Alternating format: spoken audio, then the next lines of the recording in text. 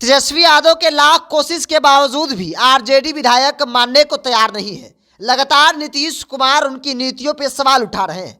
दरअसल आपको बता दें कि बिहार में महागठबंधन की सरकार बनने के बाद एक बार नहीं कई बार तेजस्वी यादव अपने पार्टी के तमाम विधायकों के साथ बैठक किए, विधान पार्षदों के साथ बैठक किए, इसलिए कि आज के बाद कोई भी नेता, विधायक या कोई भी पार्टी का वरिष्ठ नेता जो है वो नीतीश कुमार की नीतियों पर, नीतीश कुमार की योजनाओं पर, यूं कहे तो नीतीश कुमार की कार्यशैली पे सवाल नहीं उठाएगा। लेकिन तमाम प्रयास जो है वो असफल होते हुए दिख रहे हैं। दरअसल पहला नाम अनिल सहनी का है। चूंकि महागठबंधन की सरकार जब बिहार में बनी और उसके सामने पहला चुनाव कुरन्नी का चुनाव था। कुरन्नी में अनिल सहनी की सदस्यता जाने के बाद चुनाव हो रही थी और वहां से आरजेडी नहीं बल्कि जेडीयू चुनाव लड़ी।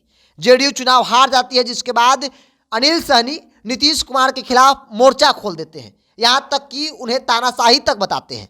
जिसके बाद आरजेडी यह कहकर पलड़ा झाड़ लेती है कि अनिल सहनी का बयान जो है उनका व्यक्तिगत बयान है।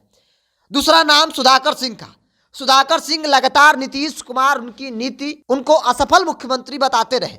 आरजेडी और तेजस्वी यादव यह कहकर किनारा काटते रहे कि वो उनका व्यक्तिगत बयान है। हालांकि तेजस्वी यादव ने बाद में कहा कि अब लालू प्रसाद यादव तय करेंगे, चूंकि वो बीजेपी के एजेंट हो गए हैं। कार्रवाई अब तक नहीं हुई है। अब तीसरा नाम है विजय कुमार मंडल का, जो विधायक भी है।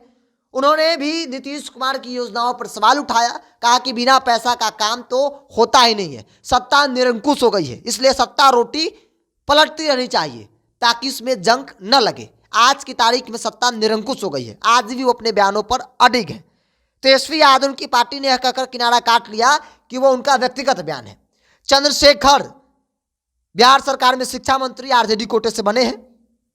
उनका हिंदू धर्म ग्रंथों को लेकर जो बयान सामने आया है, जो काफी विवादित बयान है, जिसमें उन्होंने कहा कि रामचरितमानस जो है वो समाज में भेदभाव, समाज को बांटने का काम करती है, वो भी आज अपने बयान पर अडिग है। आरजेडी यह कहकर पलड़ा झाड़ रही है कि वो उनका व्यक्तिगत बयान हो सकता है, ऐसी कोई बात नहीं है। तो आखिर तेजस्वी यादव कब तक यह कहकर बात को टालते रहेंगे कि वो उनका व्यक्तिगत बयान है? क्योंकि याद कीजिए, पिछली सरकार यानी कि एनडीए की सरकार जब थी तो सरकार गिरी तो दो बड़े कारण रहे। एक, बीजेपी नेताओं के बयानबाजी नीतीश कुमार के प्रति। दूसरा जो है वो चिराग फैक्टर। हालांकि यहाँ तो कोई चिराग नहीं है, लेकिन आरजेडी नेताओं के बयानबाजी कहीं ना कहीं इस बात को इशारा कर रही है कि सब कुछ ठीक नहीं चल रहा है। क्योंकि जेडीयू एक बार नहीं कई बार यह कह चुकी है कि गठबंधन धर्म का पालन नहीं हो रहा है, ऐसे में तेजस्वी यादव को हस्तक्षेप करना चाहिए। तेजस्वी यादव भी लाख प्रयास कर रहे हैं, लाख कोशिश कर रहे हैं कि ऐसी कोई नौबत ना आए जिससे सरकार के सेहत पर कोई फर्क पड़े, लेकिन उनके नेता उनकी बातों को मानने को तैयार ही नहीं है। तो उस परिस्थिति में महागठबंधन की सरकार आ गई है, यूँ कहे तो आरजेडी है, जहां तेजस्वी यादव की बातों को आरजेडी, उनके खुद के पार्टी के विधायक मानने को तैयार नहीं है। तो सवाल है कि क्या सब कुछ ठीक चल रहा है? तेजस्वी यादव ने तो नेतृत्व स्वीकार कर लिया नीतीश कुमार का, लेकिन पार्टी के लोग आखिर क्यों नहीं कर रहे हैं? सरकार में मंत्री रहे जब कृषि मंत्री सुधाकर सिंह, और जिस प्रकार से वो बयानबाजी कर रहे थे उससे साफ था कि वो किसी भी हाल में नीतीश कुमार को स्वीकार नहीं कर रहे हैं। एक बार फिर से वो परिस्थिति जो पिछली सरकार में थी यहाँ भी बनती हुई दिख रही है।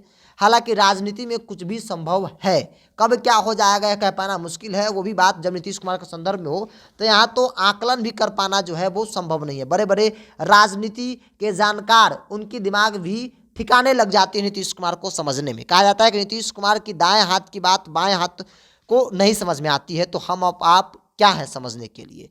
खैर, इन सवालों के साथ आपको छोड़ जाते हैं कि क्या महागठबंधन की सरकार में सब कुछ ठीक चल रहा है? सहयोगी दल में आपसी समन्वय बैठ पा रहा है, नहीं बैठ पा रहा है?